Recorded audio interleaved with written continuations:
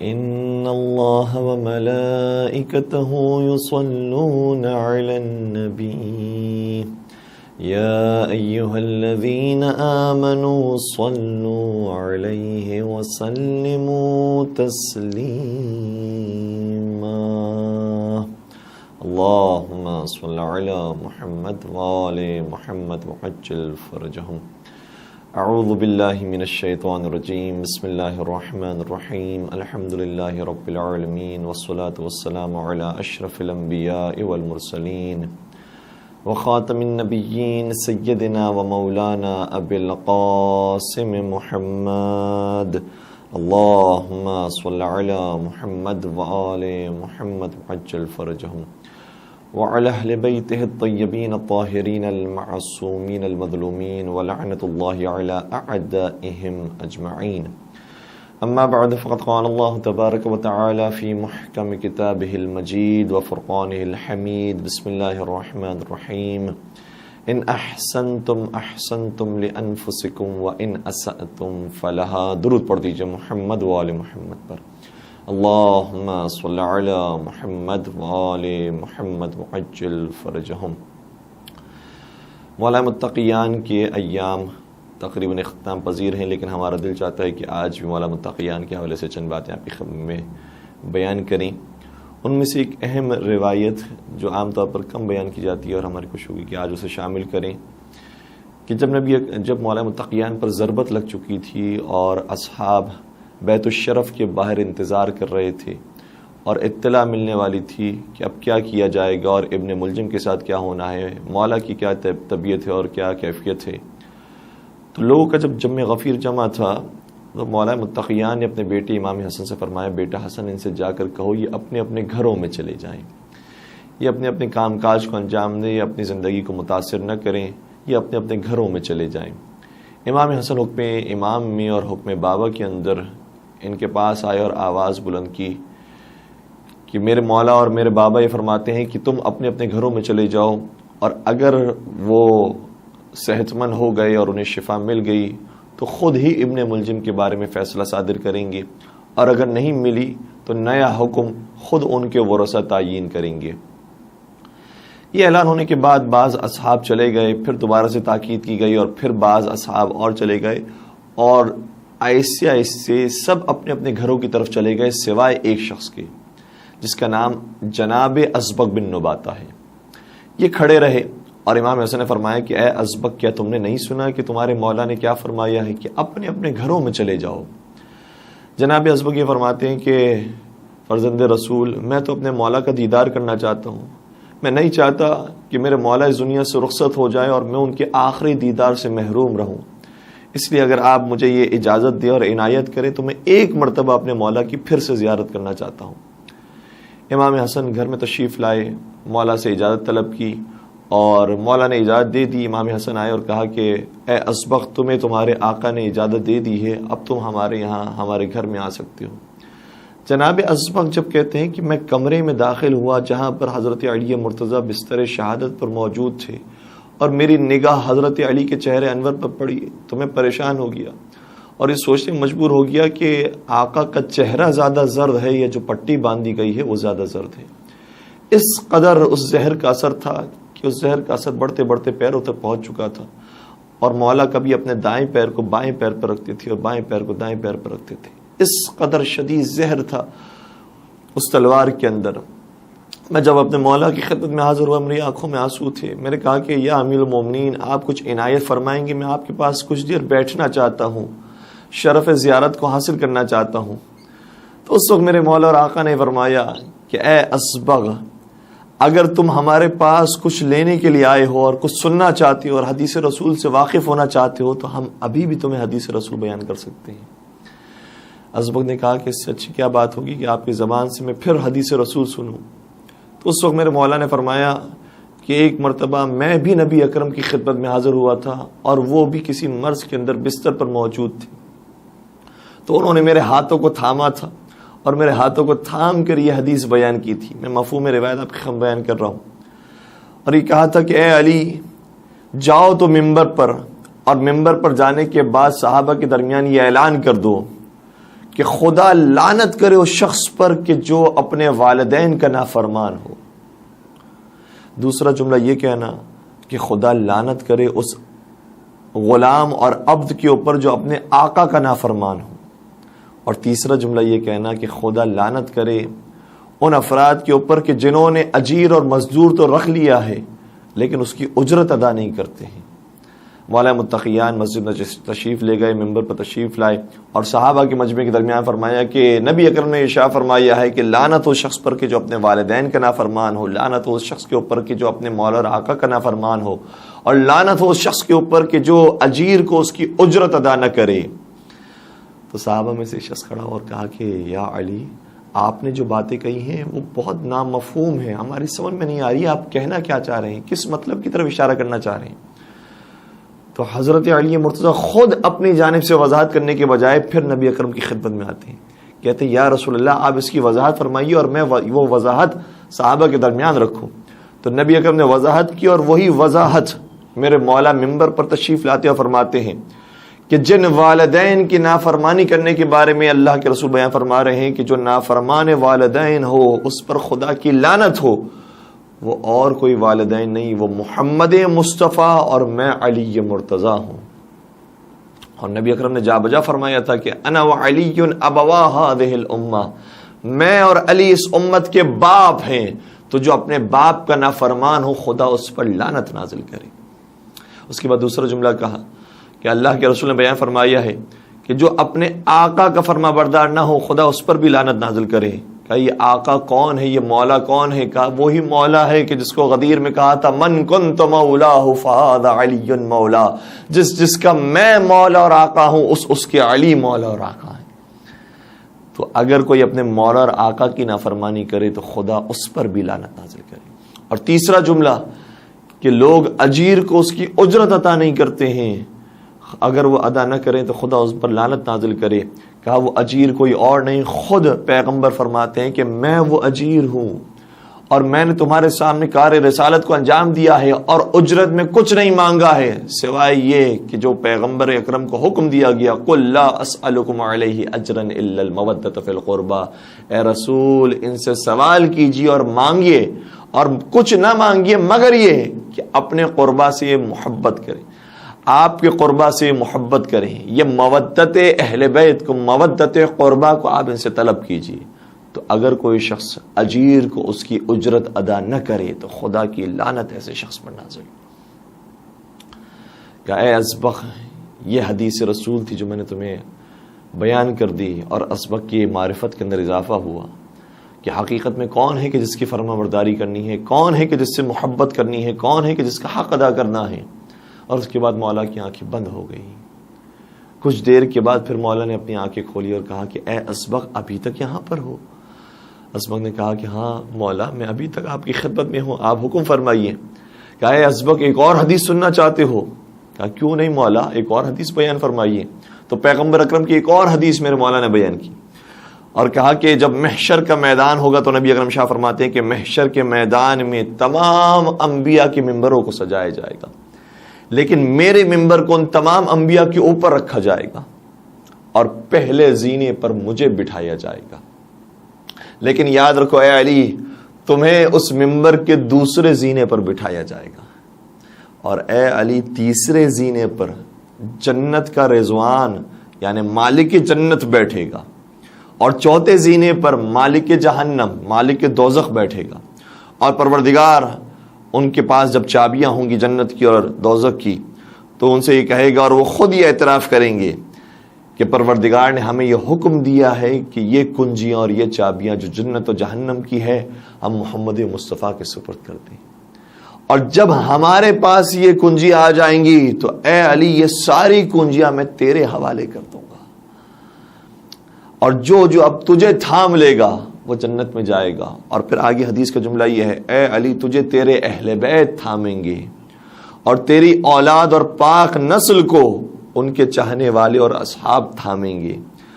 اور یاد رکھ اے علی تو جیسے جیسے جنت کی طرف آگے بڑھتا جائے گا ویسے ویسے یہ بھی جنت میں داخل ہو جائیں گے. اسبق نے یہ حدیث بھی سنی اور اس کے بعد اسبق یہ کہتے ہیں کہ میرے مولا اس دنیا میں باقی نہ رہے. ایسے ایسے فضائل کے باب اور ایسے ایسے معرفت کی باتیں میرے مولا اپنے وقت آخر بیان کر کے گئے تھے، اور گویا ان احادیث کو پھر سے وہ خلاصہ ہے کہ نبی اکرم نے شاہ فرمایا تھا اے علی جب محشر کا میدان آئے گا تو تیرے ہاتھ میں جنت کا علم ہوگا، تیرے ہاتھ میں مومنین کا علم ہوگا، اس لیے تو آگے آگے چلے گا، پیچھے قوم چلے گی، تو پہلے داخل ہوگا، باقی سب بعد میں داخل ہوں گے۔ حضرت علی مرتضی قسیم الجنت والنار کو آج کے دن شہید کیا گیا۔ پروردگار اس قاتل پر اور جو اس قتل کے اندر شریک تھا سب پر اپنی لعنت نازل فرمائے۔ ہم یہی تو کہتے ہیں اللہم لعن قتلۃ امیر المؤمنین علیہ السلام، ہم یہ نہیں کہتے اللہم لعن قاتل امیر المؤمنین، کہتے ہیں قتلۃ امیر المؤمنین۔ پروردگار صرف اس ایک قاتل پر نہیں بلکہ جو شریک قتل تھا پروردگار سب پر اپنی لعنت نازل فرمائے۔ اور بس اوقات لوگوں کو یہ لعنت بہت بری لگتی ہے، لیکن ہم کیا کریں، ہم علی کے چاہنے والے ہیں، ہم نبی کے ماننے والے ہیں، اس لیے جیسا نبی نے فرمایا ہے ویسے ہم حکم کرتے ہیں۔ خود نبی نے فرمایا تھا یا علی من قتلک فقد قتلنی ومن سبک فقد سبنی ومن ابغضک فقد ابغضنی، اے علی جو تجھے قتل کرے گا وہ تجھے نہیں، وہ میرا قاتل ہے۔ تو ہم ابن ملجم پر اور اس کے ساتھیوں پر لعنت نہیں بھیج رہے ہیں جو قاتل علی ہے، بلکہ وہ حقیقت میں قاتل نبی ہے جس پر ہم لعنت بھیج رہے ہیں۔ اور جو تجھ پر سب و شتم کرے گا وہ تجھ پر نہیں، وہ مجھ پر کرے گا۔ جو تجھ سے بغض اور کینہ رکھے گا وہ تجھ سے نہیں، مجھ سے بغض اور کینہ رکھے گا۔ بعض اوقات لوگوں کو یہ بات اتنی بری لگتی ہے، کہتے ہیں کہ نہیں آپ ذکر الہی کیجئے، نہیں آپ قرآن کریم کی تلاوت کیجئے، نہیں آپ درود شریف کی تلاوت کیجئے، کیوں آپ لعنت بھیجتے ہیں؟ تو وہ قرآن کے جس کی تلاوت کرنے کا آپ کہہ رہے ہیں اسی قرآن نے کہا ہے کہ یہ ہستیاں جب مباہلہ کے میدان میں عیسائیوں کے مقابلے پر آئی تو حکم یہ ہے فلعنت اللہ علی الکاذبین، تو اللہ کی لعنت نازل ہو کاذبین کے اوپر۔ فلعنت اللہ علی الکاذبین، اللہ کی لعنت کاذبین کے اوپر اور جھوٹوں کے اوپر نازل ہو۔ تو اگر لعنت کو اتنی بری چیز ہے تو پھر پروردگار نے قرآن کریم میں کیوں جگہ دی ہے، اور کیوں کہا اے رسول آپ اپنے اہل بیت کے ساتھ جب جائیں تو یہ جھوٹوں پر لعنت بھیجیں۔ تو لعنت حکم اسلام ہے، سنت قرآن ہے، سنت نبوی ہے، اس کے مطابق عمل کرتے ہیں۔ اور جس شان کے ساتھ سورہ کوثر موجود ہے قرآن کے اندر، اسی شان کے ساتھ سورہ لہب بھی موجود ہے، جہاں ہمیں حکم دیا گیا ہے کہ نبی کے فضائل بیان کریں، انا اعطیناک الکوثر، اے حبیب ہم نے آپ کو کوثر عطا کیا، تو اسی طریقے سے نبی کے دشمنوں پر لعنت بھی بھیجی جائے۔ بسم اللہ الرحمن الرحیم، تبت یدا ابی لہب وتب، اے ابو لہب تیرے ہاتھ ٹوٹ جائیں، تو برباد ہو جائے، تیرا مال تجھے کام نہیں آئے گا، اور تیری بیوی بھی تیرے ساتھ جہنم کی مستحق قرار پائے گی۔ اور یہ تلاش کیجئے گا کہ ابو لہب کی بیوی کس کی بہن ہوتی ہے، تو سمجھ میں آئے گی کہ داستان کربلا کہاں سے شروع ہوئی ہے۔ تو خود لعنت کا حکم قرآن کریم نے دیا ہے، اور سورہ بقرہ کی تلاوت کیجئے، سورہ آل عمران کی تلاوت کیجئے، سورہ نساء کی، سورہ مائدہ کی، سورہ توبہ کی تلاوت کیجئے، سورہ منافقون کی تلاوت کیجئے، تو جا بجا منافقین کے اوپر اور کافرین کے اوپر خدا کی لعنت نازل ہو رہی۔ تو ظاہر سی بات ہے کہ برائیوں سے نفرت کرنے کا حکم دیا گیا ہے، فتنہ فساد سے پرہیز کرنے کا، اور ان کے اوپر لعنت بھیجنے کا جو فسادی ہیں حکم دیا گیا ہے، اور اسی طریقے سے جو جس بری خصلت کا حامل ہے اس سے ہمیں اظہار بیزاری کرنی چاہیے، چاہے وہ کسی کے اندر بھی موجود ہو۔ تو یہ لعنت کا حکم قرآنی ہے، اور مولا متقیان وہ ہیں کہ جو جنت میں سب سے آگے آگے ہوں گے، اور ان کے بارے میں روایت کے اندر متعدد مقامات پر یہ آیا ہے یا علی انت قسیم الجنت والنار، اے علی تو جنت اور جہنم کا تقسیم کرنے والا ہے۔ جب یہ روایت مختلف منابوں سے ہوتی ہوئی اور مختلف انداز سے ہوتی ہوئی خلفائے بنی عباس کے پاس پہنچی تو مامون الرشید نے ایک مرتبہ حضرت امام علی رضا علیہ الصلوۃ والسلام کو طلب کیا اور کہنے لگا کہ فرزند رسول یہ روایت ہم تک پہنچی ہے کہ علی قسیم الجنت والنار ہے، یہ کیسے ممکن ہے؟ پروردگار ہے جو جنت اور جہنم کو تقسیم کرنے والا ہے، اور نبی اکرم ہے جو جنت اور جہنم کی تقسیم کرنے والے ہیں، خود مالک جنت اور جہنم ہے جو جنت اور جہنم کی تقسیم کرنے والے ہیں، کیوں علی یہ مرتضیٰ کے بارے میں کہا کہ اے علی تو جنت اور جہنم کا تقسیم کرنے والا ہے؟ کیا یہ روایت صحیح ہے یا ضعیف ہے؟ آپ اس کے اوپر تبصرہ فرمائیے۔ تو حضرت امام علی رضا علیہ الصلوۃ والسلام نے کیا خوبصورت جواب دیا، تم نے کیا یہ حدیث رسول نہیں سنی کہ میرے رسول نے شاہ فرمایا تھا یا علی لا يحبك الا مؤمن ولا يبغضك الا منافق، اے علی تجھ سے مؤمن کے علاوہ کوئی محبت نہیں کر سکتا اور منافق کے علاوہ کوئی دشمنی نہیں کر سکتا۔ تو علی مرتضیٰ کی محبت ایمان اور کفر کا معیار ہے۔ اگر علی کی محبت ہے تو انسان مؤمن ہے، اگر محبت نہیں تو انسان کافر و منافق ہے۔ اور پھر میرے مولا نے شاہ فرمایا حب علی ایمان و بغضہ کفر، علی کی محبت ایمان ہے اور علی کی دشمنی کفر ہے۔ تو مجھے بتاؤ کہ کافر کہاں جائیں گے؟ کافر جہنم میں جائیں گے۔ کہ مومن کہاں جائیں گے؟ کہ مومن جنت میں جائیں گے۔ تو مومن اور کافر کی پہچان کیا ہے؟ کہ محبت علی۔ کہ پھر ہو گیا علی جنت و جہنم کو تقسیم کرنے والا۔ علی کی محبت سے پتہ چلے گا کہ کون جنتی ہے، علی کی محبت سے پتہ چلے گا کہ کون جہنمی ہے۔ درود پڑھ دیجئے محمد و آل محمد پر۔ اللہم صلی علی محمد و آل محمد۔ معاف کیجئے۔ تو مولا امام علی رضا علیہ السلام نے یہ حدیث بیان کی اور اس کی تفسیر بیان کی۔ اس کے بعد جب مامون کے دربار سے باہر نکلے تو ان کے صحابی اور خاص الخاص صحابی ان کے رازدار جناب ابا صلت حروی امام علی رضا علیہ السلام کی طرف گھور کر دیکھ رہے تھے۔ مولا کیا یہی مطلب ہے اس روایت کا کہ مولا علی کی جو محبت ہے وہ ایمان کو بتاتی ہے اور وہ جنت و جہنم کو تقسیم کرتی ہے؟ کیا یہ مطلب ہے اس کا؟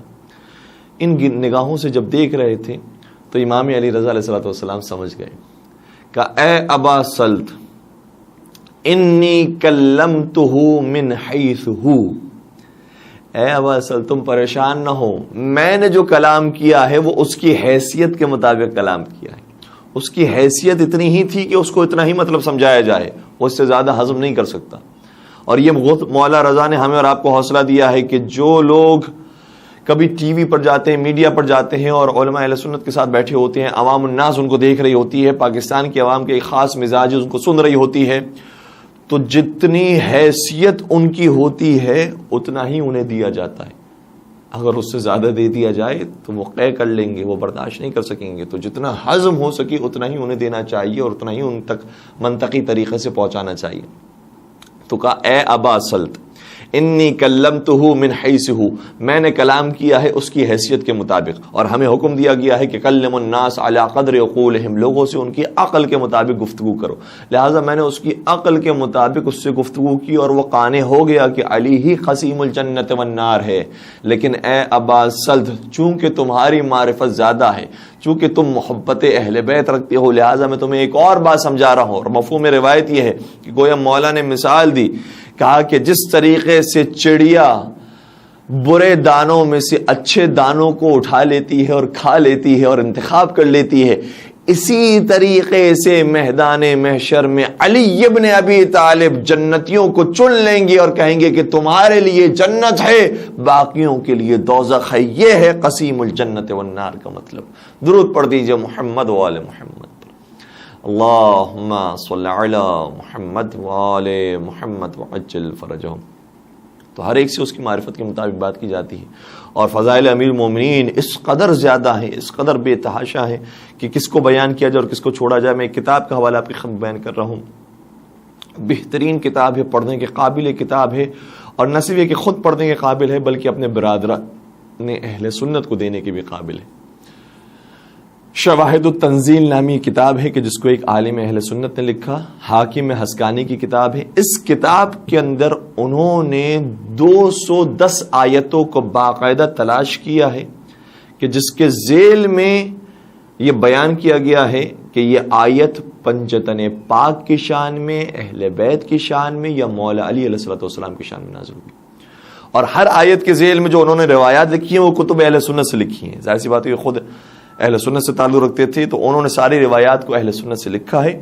اور پھر عجیب بات یہ ہے کہ ان 200 آیات کے لیے جن روایات کو انہوں نے سہارا لیا ہے اس کی تعداد بھی 1200 کے قریب ہے۔ 1200 روایات اس کتاب کے اندر ذکر کی ہیں۔ واقعاً وہ بہت ساری روایات ہیں کہ جو ہم تک نہیں پہنچی ہیں، اور اسے پہنچنا چاہیے، سننا چاہیے، بیان کرنا چاہیے، اور اپنے بھائیوں کو دینا چاہیے کہ دیکھیں یہ ہے فضائل امیر المومنین۔ کون ہے جو حضرت علی مرتضیٰ کی برابری کر سکتا ہے؟ کون ہے جو ان کے مقام مرتبے تک پہنچ سکتا ہے؟ لیکن ہاں، دشمنی کرنے والے لوگ موجود تھے، پہلے بھی موجود تھے اور اب بھی موجود ہیں، اور یہ سلسلہ ہمیشہ جاری ساری رہے گا۔ شیطان کا راستہ بھی موجود ہے، رحمان کا راستہ بھی موجود ہے۔ حاکم شام نے، بعض دفعہ لوگ اس بات کو چھپانے کی کوشش کرتے ہیں کہ ممبر سے لعن طعن کا سلسلہ تھا، کس نے کہا کہ حاکم شام لعن طعن کیا کرتا تھا؟ وہ تو نہیں جانتا تھا اور غفلت میں تھا، اور اس کے بعد اس نے توبہ کر لیا اور اس کے بعد یہ سارے معاملات ختم ہو گئے۔ نہیں عزیزوں، حاکم شام جب تک زندہ رہا اہل بیت کی شان میں غصاکیاں کرتا رہا، اور جب مر گیا تو اپنے بیٹے یزید پلید کو مسلمانوں کا حاکم بنا کر گیا، اور پھر اس کے زمانے میں بھی ائمہ علیہ السلام کی شان میں غصاکیاں ہوتی رہی، اور یہ سلسلہ جاری رہا یہاں تک کہ عمر بن عبدالعزیز کا زمانہ ہے۔ تو عمر بن عبدالعزیز کا زمانہ کب آیا ہے؟ سن 99 ہجری کو، سن 99 ہجری کو، یعنی کربلا کے واقعے کے بہت بعد، اور عمر بن عبدالعزیز نے آ کر اس سلسلے کو روکا تھا، یعنی اس سے پہلے تک یہ سلسلہ جاری تھا۔ اور حاکم شام جو برسر اقتدار آیا ہے وہ تقریباً 20 ہجری کو آیا، تو 80 سال تک ممبروں سے مولا علی اور ان کی اولاد کی شان میں غصاکیاں کی گئی ہیں، 80 سال تک۔ اللہ اکبر۔ اس لیے انسان نا امید نہ ہو، گھبرائے نہیں کہ فلاں کی حکومت قائم ہو گئی، یہ فلاں کی حکومت قائم ہو گئی، کہ امام زمانہ علیہ السلام کیسے تشریف لائیں گے، کیسے حالات تبدیل ہوں گے۔ ارے جس نے 80 سال تک جس کی شان میں غصاکیاں ہوتی رہی، اس کی شان کو اس قدر بلند بالا کر لیا ہے کہ ہر دوست اور ہر دشمن مجبور ہو گیا ہے کہ فضائل علی کو بیان کرے، ورنہ اس کا شمار منافقین میں ہو جائے گا۔ اس قدر علی کے نام کو عزت دی ہے، جبکہ دنیا والوں نے بڑی کوشش کی، 80 سال تک لعنت بھیجی گئی ہے ممبروں سے، لیکن جس کو پروردگار عزت دینا چاہے اس کو کوئی ذلیل نہیں کر سکتا، اور جس کو خدا ذلیل کرنا چاہے اس کو کوئی عزت دار نہیں کر سکتا۔ گھبرائیں نہیں کہ کس کی حکومت قائم ہو گئی اور کس کی حکومت قائم نہیں ہوئی ہے، یہ کیسے امام زمانہ آ کر یہ حالات کو تبدیل کریں گے۔ اگر سال ہا سال کی حکومت بھی ہو، امام وقت تشریف لائیں گے تو یہ حکومت اسی انداز سے تبدیل ہوگی جس طریقے سے لعنت امیر المومنین کا سلسلہ ختم ہوا، نعوذ باللہ، اور پھر مولا متقیان کے فضائل کے سلسلے کا آغاز ہو۔ تو 80 سال تک یہ سلسلہ جاری رہا ہے۔ اور حاکم شام کے بارے میں جو بعض افرادی کہہ جاتے ہیں کہ وہ یہ کام نہیں کرتے تھے، انہیں اپنی کتاب دیکھنی چاہیے۔ صحیح مسلم کی صرف میں ایک روایت کوٹ کر رہا ہوں، اور دیکھیے گا کہ اس روایت کے تیور کیا ہیں۔ حاکم شام شہادت امیر المومنین کے بعد مولا متقیان کی شہادت ہو چکی ہے، حج کرتا ہے اور پھر مدینہ جاتا ہے۔ مدینہ میں صحابی رسول جناب سعد ابن ابی وقاص سے ملاقات ہوئی، اور یہ سعد ابن ابی وقاص بھی وہ ہے کہ جس کا بیٹا عمر سعد بنا ہے، لیکن اس کے باوجود چونکہ اپنی آنکھوں سے فضائل علی کو دیکھا تھا، کیونکہ اپنے کانوں سے فضائل علی کو سنا تھا، اس لیے برداشت نہیں کر سکا کہ کیسے ممکن ہے کہ میں یہ کام کروں اور علی مرتضیٰ کی شان میں غصاکی کروں، لعنت بھیجوں، میں یہ کام نہیں کر سکتا۔ حاکم شام کے باقاعدہ جملے موجود ہیں صحیح مسلم کے اندر، اس روایت کو سرچ کیجئے گا، اور انٹرنیٹ پر آج سہولت موجود ہے، ٹیکنالوجی نے ہمارے لیے راستے بہت ہموار کر دیے ہیں، اور حق سمجھنا آج بہت آسان ہے۔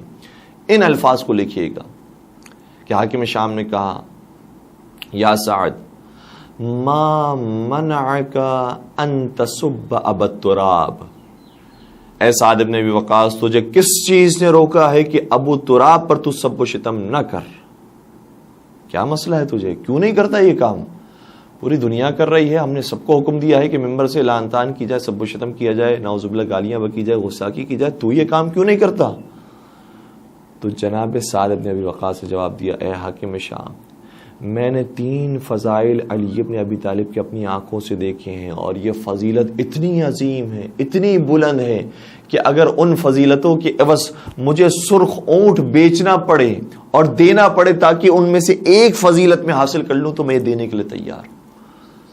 حاکم شام نے کہا کہ وہ کون سے فضائل ہیں؟ کہا کہ اے حاکم شام، جنگ تبوک کے موقع پر ہم سب نے مدینہ چھوڑ دیا حکم رسول کے مطابق، اور حکم رسول یہ تھا کہ سب مدینہ سے خارج ہو جائیں، اور صرف بچے اور خواتین رہ گئی تھیں اور کچھ افراد رہ گئے تھے، اور مولا رسول خدا نے حضرت علی مرتضیٰ کو مدینہ کے اندر رکوایا تاکہ اگر مدینہ کے اندر ناسازگاری پیدا ہوتی ہے تو علی مرتضیٰ حاکم ہو۔ اور عجیب بات ہے کہ حیات رسول میں تو مولا علی کو حاکم مدینہ بنایا گیا، کیا کسی کو شرم نہیں آتی کہ وفات رسول کے بعد اس کو کہ جس کو حاکم مدینہ بنایا ہو اس کو حاکم مسلمین تیار اور تسلیم نہ کریں؟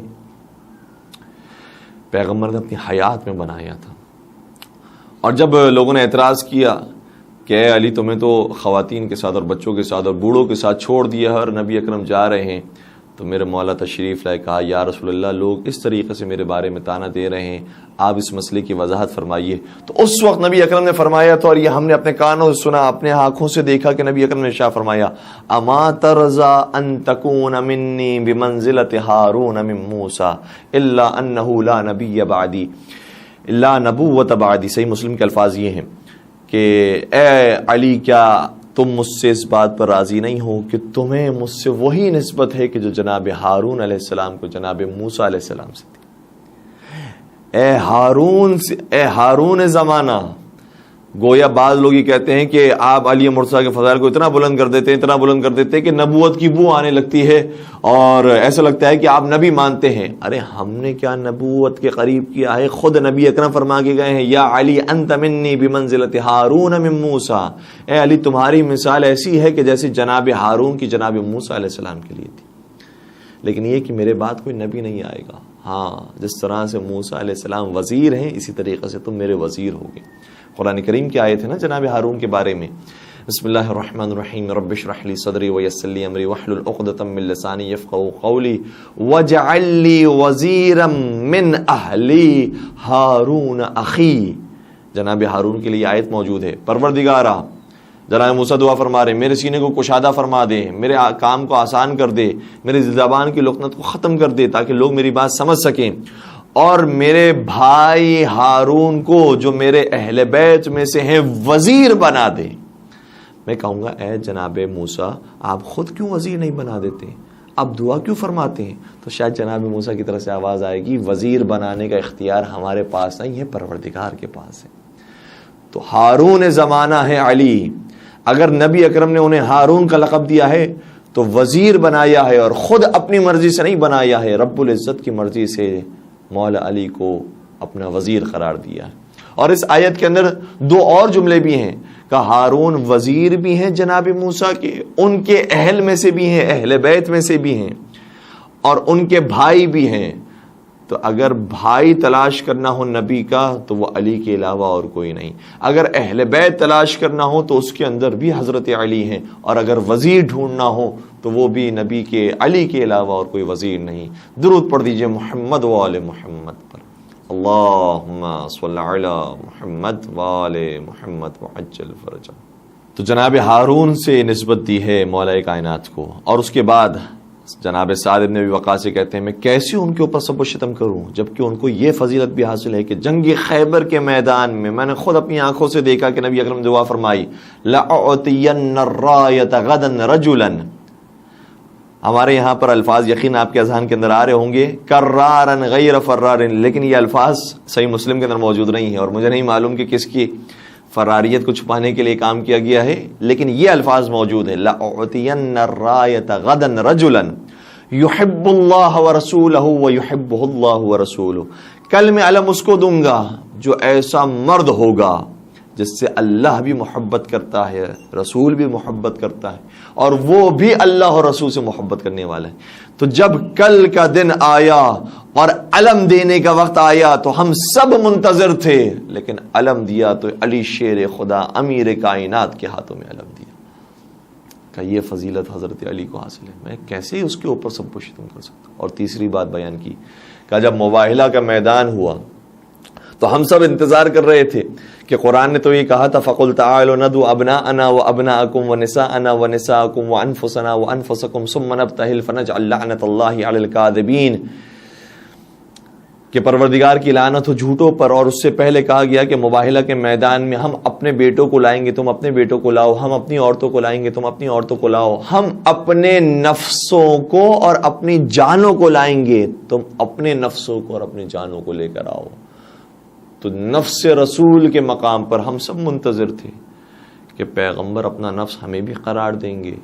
لیکن جب صبح طلوع ہوئی تو پنجتن پاک اپنے گھر سے مباہلہ کے میدان کی طرف نکلے. عورتوں میں کوئی موجود نہیں تھا سوائے حضرت فاطمہ زہرا سلام علیہا کے، بچوں میں کوئی موجود نہیں تھا سوائے حسنین کریمین کے، اور مردوں میں کوئی موجود نہیں تھا، اور نفس رسول کے مقام پر اور کوئی نہیں تھا سوائے علی شیر خدا. وہ چلے تھے میدان مباہلہ میں، تو اے حاکم شام میں کیسے علی پر سب و شتم کر سکتا ہوں؟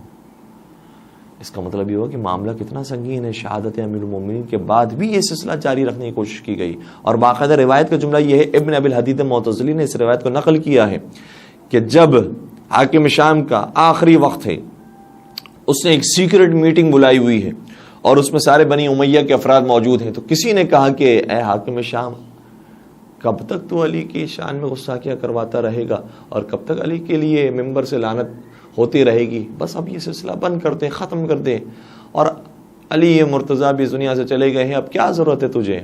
تو سنیں گے حاکم شام نے کہا، حاکم شام نے کہا میں کام نہیں کروں گا، اور اسی طریقے سے علی مرتضیٰ کے اوپر لعن طعن ہونی چاہیے اور سب و شتم ہونا چاہیے۔ نعوذ باللہ، نعوذ باللہ، ثم نعوذ باللہ، کہ نام علی کو گالی بنا دیا جائے، نعوذ باللہ۔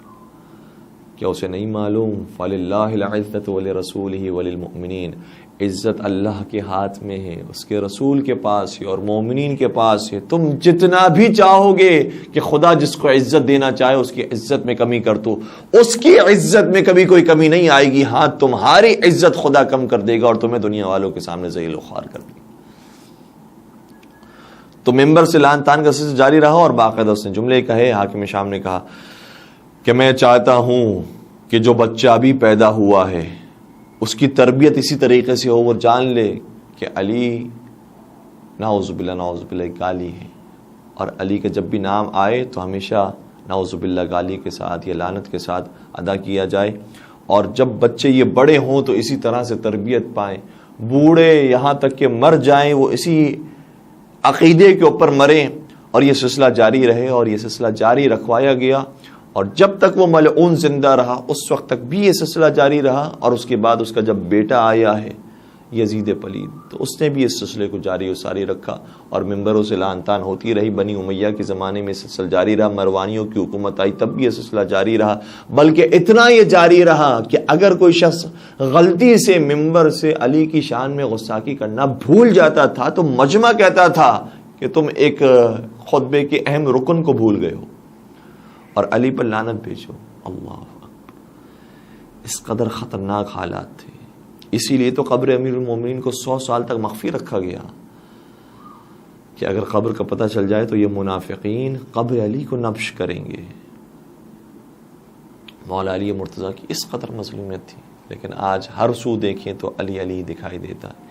اور کسی نے کیا خوب کہا تھا کہ گواہ مدینے کی گلی گلی ہے، گواہ مدینے کی گلی گلی ہے، جدھر بھی دیکھو علی علی ہے۔ درود پڑھ دیجئے محمد وآل محمد پر، اللہم صلی علی محمد وآل محمد وعجل فرجہم۔ تو اس زمانے کے اندر بھی نام علی کو مٹانے کی کوشش کی، اور خیر وہ زمانہ تو وہ تھا کہ جو واقعاً اپنے اوج پر تھا کہ جب مولا متقیان کی شان میں غصاخیہ کی جاتی تھی۔ اب زمانہ ذرا تبدیل ہو گیا ہے، ذرا اپڈیٹ ہو گیا ہے، اب ڈائریکٹ تو نہیں کہہ سکتے ہیں، زبان پر تو وہی لے کر آنا ہے کہ جو محبت علی کا تقاضا ہے، لیکن کہیں پر موقع ملتا ہے تو کہا نہیں دوسروں کی بھی ایسے فضائل ہیں، نہیں علی کو آپ اتنا بلند نہ کریں کہ خود علی نے ارشاد فرمایا تھا حضرت علی نے کہ ان کے بارے میں 2 گروہ ہلاک ہو جائیں گے، جو ان کو ان کے فضائل سے زیادہ بڑھا دیں اور وہ کہ جو ان کو ان کے فضائل سے کم کر دیں۔ تو کیا ہم جو فضائل بیان کرتے ہیں وہ اپنی جیب سے بیان کر رہے ہیں؟ یہ فضائل وہ ہیں جو قرآن میں پروردگار عالم نے نازل کی ہیں، یہ فضائل وہ ہیں کہ جو رسول صادق کی زبان سے ہم تک پہنچے ہیں، اور کتنے ہی فضائل ایسے ہیں کہ جو ان ادوار کی وجہ سے ہم تک نہیں پہنچے، اور آپ کہتے ہیں کہ ہم فضائل علی کو بڑھا نہ دیں۔ حضرت علی مرتضیٰ کے واقع فضائل اس قدر بلند ہیں، اس قدر زیادہ ہیں کہ انبیاء کرام بھی علی مرتضیٰ کا احترام کرتے ہیں، ملائکہ مقربین بھی علی مرتضیٰ کا احترام کرتے ہیں، لیکن ہاں کچھ لوگ پیدا ہوتے رہے، اور ابن تیمیہ جیسے افراد آئے اور انہوں نے مختلف انداز سے مولا متقیان کے فضائل کے اوپر اعتراض کیا، جس میں سے ایک اعتراض مولا علی کی عبادت پر بھی کیا گیا۔ علی سے بڑھ کر اور عابد کون ہوگا، علی سے بڑھ کر اور ساجد کون ہوگا؟ اور گویا علی مرتضیٰ نے سجدہ کر کے بتایا ہے کہ میں خدا نہیں، جس کو میں سجدہ کر رہا ہوں وہ خدا ہے۔ کسی نے یہی تو سوال کیا تھا کہ علی کے سجدوں میں اور باقیوں کے سجدوں میں فرق کیا ہے؟ تو کہا کہ علی کے سجدے میں اور باقیوں کے سجدوں میں فرق یہ ہے کہ اگر علی سجدہ نہ کریں تو پتہ نہ چلے کہ خدا کون ہے، اور اگر دوسرے سجدہ نہ کرے تو ان کے بارے میں پتہ نہ چلے کہ وہ مسلمان ہے یا نہیں ہے۔ تو حضرت علی کے سجدوں کی کیا بات، ان کی نمازوں کی کیا بات کہ مولا سید سجاد یہ گواہی دیتے جب انہوں نے بھی ہزار رکعت نماز پڑھی، اور امام محمد باقر علیہ الصلوۃ والسلام کا جملہ یہ ہے کہ کان علی بن الحسین یصلی فی اليوم واللیلۃ 1000 رکعۃ تطوعا، ہمارے بابا جان علی بن الحسین روز و شب کے اندر 1000 رکعت نماز پڑھا کرتے تھے، اور یہ مستحب نماز ہوتی تھی، اتنی کثرت کے ساتھ عبادت کی۔ اور جب کسی نے آ کر کہا کہ مولا سید سجاد آپ کی نمازوں کا کیا کہنا، آپ کی برابری کون کر سکتا ہے، تو اس وقت رونے لگے اور اپنے حجرے میں جا کر ایک صحیفہ لے کر آئے، کہا یہ صحیفہ علی ہے، دیکھو اس صحیفے کے اندر کیا لکھا ہے کہ علی مرتضیٰ نہ صرف یہ کہ 1000 رکعت نماز پڑھا کرتے تھے بلکہ ان کی نمازیں کیسی ہوتی تھی۔ ارے میں کہاں اور ہمارے جد امیر کائنات امیر المؤمنین حضرت علی ابن ابی طالب علیہ السلام کا، میں علی مرتضیٰ کی نمازوں کی برابری نہیں کر سکتا، ان کی عبادتوں تک کون پہنچ سکتا ہے۔ وہ حضرت علی مرتضیٰ کی جب نماز پڑھیں تو آیت نازل ہوتی ہے، اور کبھی خود ایک صحابی بیان کرتے ہیں، ابن ابی القوا ان کا نام ہے، کہ جب میں مدینہ کے کسی باغ سے گزر رہا تھا تو میں نے دیکھا کہ باغ سے کسی کے رونے کی چیخنے کی آواز آ رہی، میں گیا اس کی طرف کہ اس کی مدد کروں، تو میں نے کیا دیکھا کہ کوئی شخص ہے جو رات کی تاریکی میں نماز کے لیے کھڑا ہے اور گریہ کر رہا ہے۔ میں دیکھنے لگا یہ کون ہے، اور جب میں نے قریب گیا تو مجھے پتہ چل گیا یہ اور کوئی نہیں وصی مصطفیٰ علی مرتضیٰ ہیں۔ میں ان کی نماز کو دیکھتا رہا، اور علی ایسے بلک بلک کے روتے رہے، ایسے بلند آواز سے گریہ کرتے رہے کہ ان کے گریہ کو دیکھ کر مجھے گریہ آنے لگ گیا، اور گریہ کرتے کرتے آواز اتنی بلند ہو گئی کہ اسی گریہ کے بعد علی مرتضیٰ زمین پر گرے، اور مجھے یقین ہو گیا کہ حضرت علی مرتضیٰ بے ہوش ہو چکے ہیں، خدا نہ خاصہ ان کی روح نہ نکل گئی ہو۔ اس لیے میں جلدی سے آیا در سیدہ پر، اور میں نے کہا کہ یا فاطمہ زہرا یا بنت رسول، علی کی خبر گیری کیجئے، وہ اس دنیا سے رخصت ہو گئے ہیں، وہ مر گئے ہیں۔ جیسے سید کائنات نے جملے سنے، ایک مرتبہ سوال کیا کہ تم نے کہاں دیکھا علی مرتضیٰ کو؟ کسی جنگ میں ہوا ہے، کہیں کسی حادثے میں ہوا ہے، کہاں دیکھا تم نے علی مرتضیٰ کو کہ یہ خبر لے کر آئے ہو؟ تو اس نے کہا کہ میں نے خود اپنی آنکھوں سے دیکھا ہے کہ علی نماز میں اتنا گریہ کر رہے تھے کہ گریہ کرتے کرتے وہ بے ہوش ہو گئے، اور مجھے ڈر ہے کہ کہیں ان کو موت نہ آ گئی ہو۔ حضرت زہرا کو سکون مل گیا۔ کہا تو نے ایک مرتبہ یہ دیکھا ہے؟ میں نے تو کئی راتوں سے علی کو اسی طرح سے عبادت کرتا ہوں۔ اتنے بڑے عابد، اتنے بڑے زاہد، جب نمازوں کے لیے اٹھا کرتے تھے رات میں تو اتنا گریہ کرتے تھے کہ بے ہوش ہو جائے کرتے۔ اور جب ان کی کنی سے کسی نے سوال کیا، ام سعید ان کا نام ہے، کہ بتاؤ کہ رمضان کی راتوں میں علی کا طریقہ کار کیا تھا؟ تو اس نے کہا کہ رمضان و شوال سواء، علی مرتضیٰ کے لیے رمضان کی راتیں اور شوال کی راتیں برابر ہوتی تھی، نہ رمضان کی راتوں میں کبھی آرام فرماتے تھے، نہ شوال کی راتوں میں کبھی آرام فرماتے تھے، سارا سال اسی طریقے سے علی مرتضیٰ نمازیں پڑھا کرتے تھے۔ اللہ اکبر، قربان ہو جائیں ایسے علی پر۔ لیکن سنیں گے انہی عبادتوں کے بارے میں ابن تیمیہ کا جملہ کیا ہے۔ ابن تیمیہ کہتا ہے کہ علی کی عبادتوں کے اوپر دو اعتراض ہیں۔ پہلی بات یہ ہے کہ خلاف سنت رسول ہے، رسول اللہ کی سنت میں نہیں نظر آتا کہ اتنی کثرت کے ساتھ نمازیں پڑھنے والے ہوں، اتنی کثرت کے ساتھ عبادتیں کرنے والے ہوں۔ اور دوسری بات یہ ہے کہ خلاف خضوع و خشوع ہے، اگر کوئی شخص ہزار رکعت نماز پڑھتا ہے تو نعوذ باللہ کیا اس کے اندر ریاکاری آ جاتی ہے، یہ خضوع و خشوع باقی نہیں رہتا، یہ خدا کے لیے انسان نماز نہیں پڑھتا۔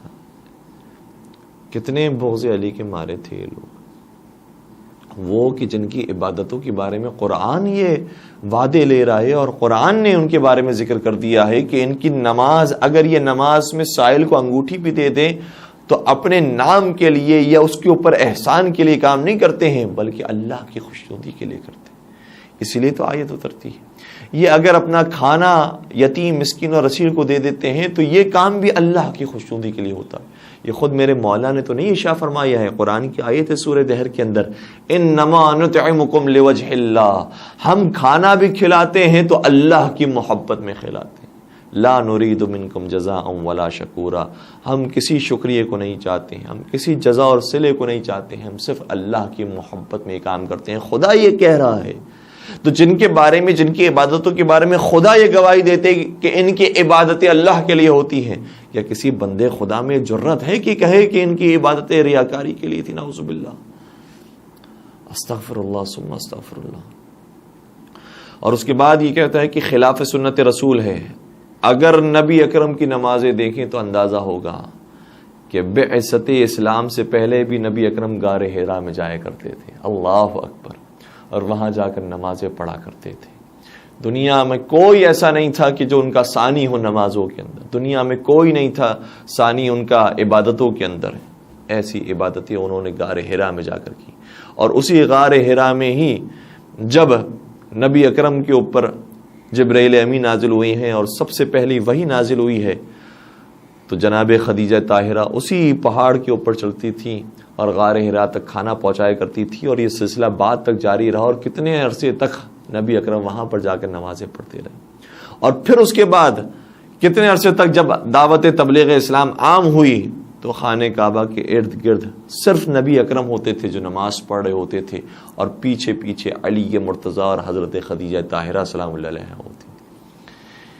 تو کیا نبی اکرم نعوذ باللہ کم نمازی تھے، کم عبادت گزار تھے؟ اور خود نبی اکرم نے ارشاد فرمایا صلی اللہ علیہ وآلہ وسلم کہ الصلاۃ خیر موضوع فمن استطاع، ظاہر یہ جملے فمن استطاعت ان یستکثر فلیستکثر، نماز بہترین عنوان ہے، بہترین موضوع ہے بندگی کے لیے۔ تو اگر کوئی شخص استطاعت رکھتا ہو کہ وہ زیادہ نمازیں پڑھ سکے تو اسے چاہیے کہ وہ زیادہ نمازیں پڑھے۔ تو یہ تو حکم رسول ہے کہ جس کے اوپر نبی اکرم کے وصی اور جانشین عمل کر رہے ہیں۔ اور پھر اگر ہم دیکھیں کہ جو نافلہ نمازیں ہیں وہ شریعت کے اندر کتنی بیان کی گئی؟ 17 رکعت واجب نماز ہے، نافلہ نمازیں 34 رکعت بیان کی گئی۔ لیکن یہ نافلہ نماز وہ ہیں کہ جن کا وقت معین ہے، اس وقت معین کے اندر پڑھی جاتی ہے، جس کو رواتب بھی کہا جاتا ہے، جن کا وقت معین ہے۔ لیکن بہت ساری نمازیں غیر رواتب ہیں، اور یہ تمام مسلمانوں کے مکاتب فکر کے اندر پائی جاتی ہے کہ غیر رواتب نمازوں کی تعداد بہت زیادہ ہے، اور اس کو جتنا انسان پڑھنا چاہے اچھی بات ہے۔ مولا متقیان اگر ہزار رکعت نماز پڑھا کرتے تھے تو وہ عین سنت رسول کے مطابق بھی ہے اور خضوع و خشوع کے ساتھ بھی ہے۔ اب ایک سوال ہم کرنا چاہیں گے، اور علامہ امینی نے اس کا جواب دیا۔ الغدیر کے اندر یہ کہتے ہیں کہ اس نے مولا علی کی عبادتوں پر تو اعتراض کر لیا اور کہا کہ یہ ریاکاری بھی اور خلاف سنت رسول بھی ہے، اور پھر اسی کتاب کے اندر وہ تیسرے خلیفہ کے فضائل بیان کرتے کرتے کہتا ہے کہ وہ ایک رات میں پورا قرآن مکمل کر لیا کرتے تھے۔ تو کیا ایک رات میں ختم قرآن کرنا کسی حدیث رسول کے اندر آیا ہے یا سنت رسول کے اندر آیا ہے؟ کیا یہ خلاف خضوع و خشوع نہیں ہے؟ جب یہ خلاف خضوع و خشوع نہیں ہے تو وہ کیوں خلاف خضوع و خشوع؟ لیکن اتنے بغض کے مارے ہیں کہ یہ تیسرے خلیفہ تک کے تو فضائل بیان کرتے ہیں، لیکن یہ چوتھے پر نہیں آ سکتے۔ چوتھے کو برداشت کرنا بڑا مشکل ہے۔ یہ چوتھا وہ ہے کہ جو چاروں خلفاء کے اندر بھی ہے اور 5 پنجتن پاک کے اندر بھی ہے۔ اور مجھے تو یہ کہنا چاہیے کہ تمام مکاتب فکر کے لیے اتحاد کی اگر کوئی ذات ہے تو اس ذات کا نام علی ابن ابی طالب السلام، جو نبی کے اصحاب میں بھی شامل ہیں، نبی کے اہل بیت میں بھی شامل ہیں، اور نبی کے دین کو اور مشن کو بڑھانے والوں میں بھی شامل ہیں۔ تو اگر اتحاد کا مرکز ہے تو اس کا نام علی ابن ابی طالب ہے۔ اور اسی لیے روایات کے اندر آیا ہے وَاعْتَصِمُوا بِحَبْلِ اللَّهِ جَمِيعًا وَلَا تَفَرَّقُوا، اللہ کی رسی کو مضبوطی سے تھامے رکھو۔ تو اللہ کی رسی کون ہے؟ روایات یہ کہتی ہیں کہ حبل اللہ سے مراد حضرت علی ابن ابی طالب السلام۔ اور اس کے بعد علامہ امینی نے ایک اور جواب بھی دیا، کہا کہ پہلے تو وہ فہرست آپ دیکھیں جو آپ نے اپنی کتاب کے اندر جا بجا لکھی ہے، اگر ہم اس کو فہرست وار جمع کریں تو فلاں بھی روز و شب کے اندر ایک ختم قرآن کیا کرتا تھا، اور 15 افراد کے نام انہوں نے باقاعدہ تلاش کیے ان کی کتاب سے اور لکھے ہیں کہ یہ افراد روز و شب میں 24 گھنٹوں میں ایک ختم قرآن کیا کرتے تھے۔ اور کچھ افراد ایسے ہیں، ظاہراً 12 افراد کے نام لکھے ہیں کہ یہ صرف رات میں صرف رات کے حصے میں اتنا قرآن کریم پڑھتے تھے کہ صرف رات ہی میں ختم قرآن ہو جایا کرتا تھا. اور پھر 8 افراد کے نام اور لکھے ہیں کہ یہ صرف رات ہی میں ایک ختم قرآن نہیں 2 ختم قرآن کیا کرتے. اور پھر 5 افراد کے نام وہ لکھے ہیں کہ جو رات ہی میں 2 نہیں 3 ختم قرآن کیا کرتے تھے. اور پھر 2 افراد کے نام اور لکھے ہیں کہ جو رات ہی میں کبھی 4 ختم قرآن کبھی اس سے زیادہ کیا کرتے تھے. تو ان کے اوپر آپ کو کوئی اعتراض نہیں. ان کے فضائل کا کیا کہنا, ان کے مناقب کا کیا کہنا, اور ان کی تعریفیں آپ بیان کرتے ہیں. لیکن جہاں بات حضرت علی مرتضیٰ کے فضائل کی آتی ہے تو یہ خلاف خضوع و خشوع ہے, یہ خلاف سنت رسول ہے. اور پھر علامہ امینی نے ایک اور کام بھی کیا, کہا قرآن کریم کے اندر کتنے کلمات موجود ہیں, کتنے الفاظ موجود ہیں. کہا کہ قرآن کریم کے اندر جو تلاش کیے گئے ہیں اور لوگوں نے سرچ کیا ہے تو تقریباً 77,000 کلمات اور الفاظ قرآن کریم کے اندر موجود ہیں. اور کہا کہ اگر 1000 رکعت نماز کو ہم کلمات اور الفاظ کے اندر تبدیل کریں تو وہ کتنے بنیں گے؟ کہا قریب اتنے ہی بنیں گے, 83,000 کلمات بنیں گے اور 83,000 الفاظ بنیں گے. کہا کہ وہ جو ایک رات میں ختم قرآن کر دیتے تھے ان کے اوپر کوئی اعتراض نہیں کہ وہ کیسے کرتے تھے, کیسے ممکن ہے کہ ایک رات میں اتنا زیادہ ختم قرآن کر سکے. لیکن ہاں جب بات علی مرتضیٰ کی 1000 رکعت نماز پڑھاتی ہے تو اعتراض کرتے. اور 1 یا 2 ختم قرآن, 3 ختم قرآن, 4 ختم قرآن کرنے والوں کے تو فضائل آپ نے بیان کر دیے, لیکن جو 1000 رکعت نماز پڑھتا ہے اس کے فضائل آپ سے برداشت نہیں. اور باقاعدہ علامہ امینی سے ان کی حیات کے اندر کسی نے کہا تھا کہ یہ جو آپ کی کتاب کے اندر روایات ہے اب اس کو اپنی کتابوں سے ہٹا دیجئے, یہ پریکٹیکلی ممکن نہیں ہے کہ آپ کے امام 1000 رکعت نماز پڑھا کرتے ہوں. آپ دیکھیے اگر ان کی ایک نماز, اگر ان کی ایک رکعت 1 منٹ کے برابر بھی ہو تو اس کے لیے 1000 منٹس چاہیے, اور 1 گھنٹے کے اندر 60 منٹ ہوتی ہیں. اگر آپ 10 گھنٹوں کا بھی حساب رکھیں تو 600 منٹس ہوں گی, اور 1000 رکعت کے لیے ظاہر سی بات ہے کہ تقریباً 15-16 گھنٹے ہوں گے کہ جو چاہیے ہوں گے انسان کو نماز پڑھنے کے لیے. تو کیسے ممکن ہے کہ انسان آرام بھی کرے, گھر کے کام کاج بھی کرے, باہر والوں کو بھی دیکھے, اور سینکڑوں کام کاج ہوتے ہیں, کیسے ممکن ہے کہ صرف یہی کام انسان کرتا رہے اور وہ ان گھنٹوں کے اندر 1000 رکعت نماز پڑھ سکے. تو علامہ امینی نے کہا کہ تمہیں اس کے میں عقلی دلائل تو دے چکا ہوں, علمی دلائل تو اس کی بہت موجود ہیں, لیکن اب میں تمہیں عملی اس کی دلیل دے رہا ہوں. اور گویا دعا کرتے ہوئے انہوں نے نماز کا آغاز کیا. کہا دیکھو آج کی رات میں تمہارے سامنے خود یہ 1000 رکعت نماز پڑھتا ہوں, دیکھو یہ ممکن ہے یا ممکن نہیں. اور علامہ امینی رحمت اللہ علیہ نے 1000 رکعت نماز اس شب میں پڑھی ہے. ہمارے لیے واقعی شب قدر میں 100 رکعت پڑھنا مشکل ہو جاتا ہے. اور علامہ امینی سے ظاہراً کسی نے سوال کیا تھا کہ یہ کیسے نماز پڑھ لیتے ہیں 1000 رکعت. تو انہوں نے کہا تھا کہ مجھے یہ بتاؤ کہ مچھلی کبھی پانی میں تیرنے سے تھکتی ہے؟ جب مچھلی کبھی پانی میں تیرنے سے نہیں تھکتی تو ہم نماز پڑھنے سے کیسے تھک سکتے ہیں؟ پانی جس طرح سے مچھلی کے لیے غذا ہے اور مچھلی کے لیے بہترین فضا ہے, اسی طریقے سے ہمارے لیے بہترین غذا اور فضا نماز ہے. نماز میں ہمیں لطف آتا ہے. تو 1000 رکعت نماز پڑھی اور کہا دیکھو میں نے اس رات کے اندر 1000 رکعت نماز پڑھ کے بتا دیا ہے. جب میں علی کے غلاموں میں سے ایک ادنا سا غلام 1000 رکعت نماز پڑھ سکتا ہوں تو ہمارے مولا اور آقا کی 1000 رکعت نماز نہیں پڑھ سکتے. اور پھر علماء نے اس کے بارے میں تبصرہ لکھا ہے کہ کیسے ممکن ہے کہ علامہ امینی نے بھی اس طرح سے نماز پڑھی اور انہوں نے یہ دیکھا اور انہوں نے اعتراف کیا. یہ کیسے ہوا؟ ظاہر خود علامہ امینی نے اس کی وجہ بیان کی ہے, دیگر علماء نے اس کی وجہ بیان کی.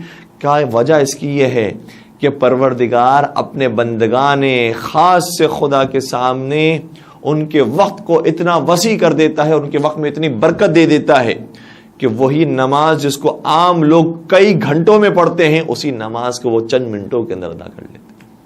اور اس کے بارے میں دلیل بھی قرآن میں موجود ہے. کیا قرآن میں جناب سلیمان کا واقعہ موجود نہیں ہے کہ آصف بن برقیہ نے پلک جھپکنے سے پہلے تخت بلقیس کو حاضر کر دیا؟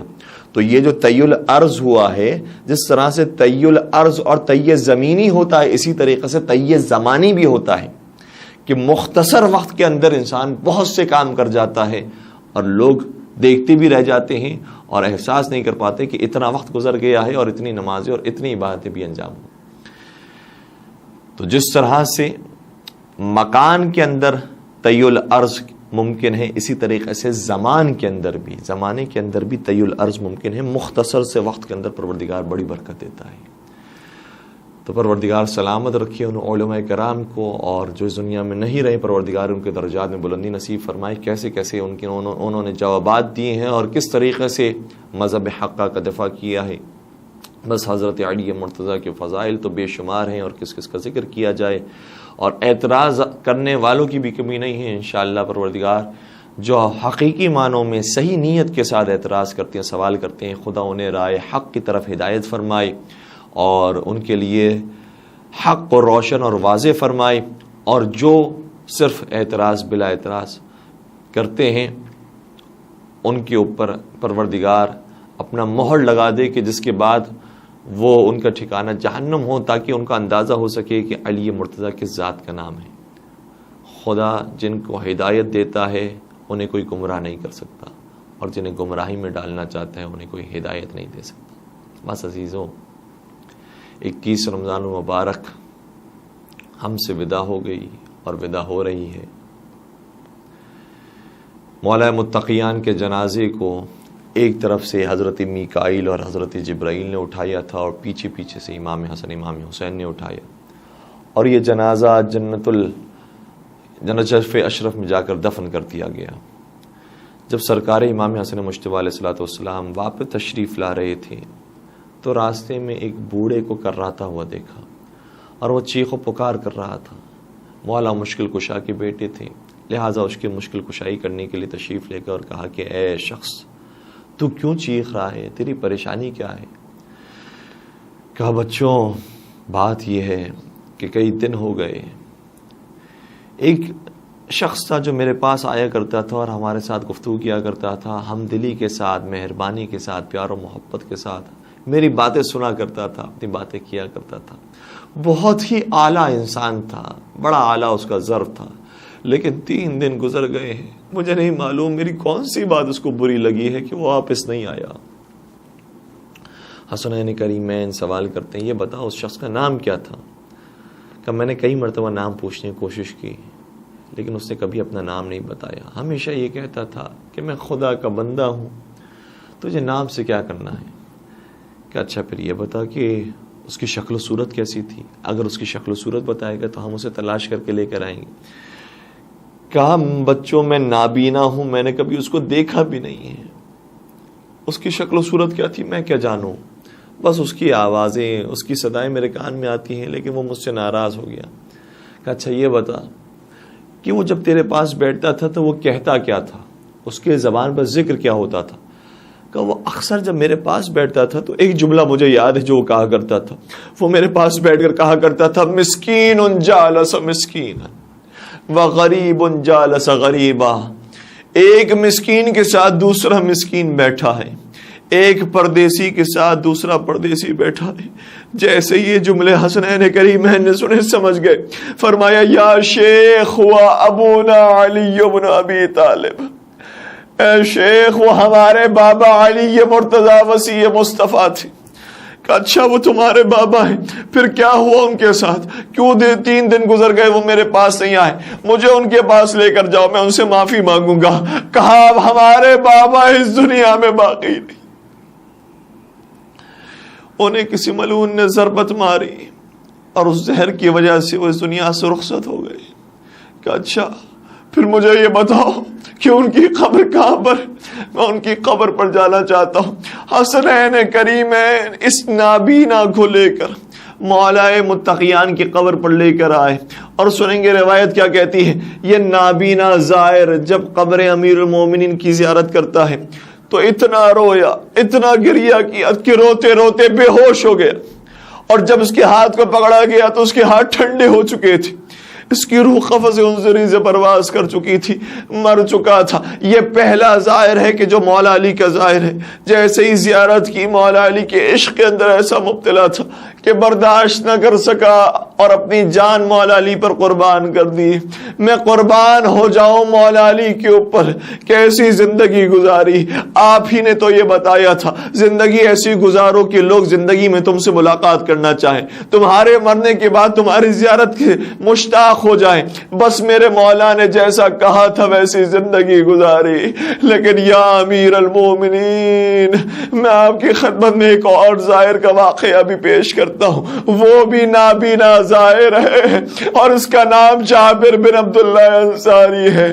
مدینہ میں جب یہ خبر پھیلی تھی نماز رسول کو 3 دن کا بھوکا پیاسا کربلا میں شہید کر دیا گیا. یہ مدینہ سے کوفہ, کوفہ سے کربلا پہنچے اور جیسے ہی کربلا کی سرزمین میں داخل ہوئے عطیہ کوفی موجود تھے. کہا اے عطیہ جیسے قبر حسین آ جائے مجھے بتا دینا. اور جیسے ہی قبر حسین آئی جابر بن عبداللہ انصاری نے اپنے آپ کو قبر حسین پر ڈال دیا اور روتے جاتے تھے اور کہتے جاتے تھے اے حبیب, اے میرے دوست, تم کہاں چلے گئے اور میری باتوں کا جواب کیوں نہیں دیتے. اور یہ کہتے جاتے تھے, روتے جاتے تھے اور روتے روتے جو بے ہوش ہو گئے. عطیہ کوفی نے پانی کا چھڑکاؤ کیا. سنیں گے کیا کہا جابر نے. جیسے ہی آواز بلند ہوئی, جیسے ہی آنکھیں کھولی, 3 مرتبہ کہا یا حسین, یا حسین, یا حسین. اور یہ کہنے کے بعد پھر بے ہوش ہو گئے.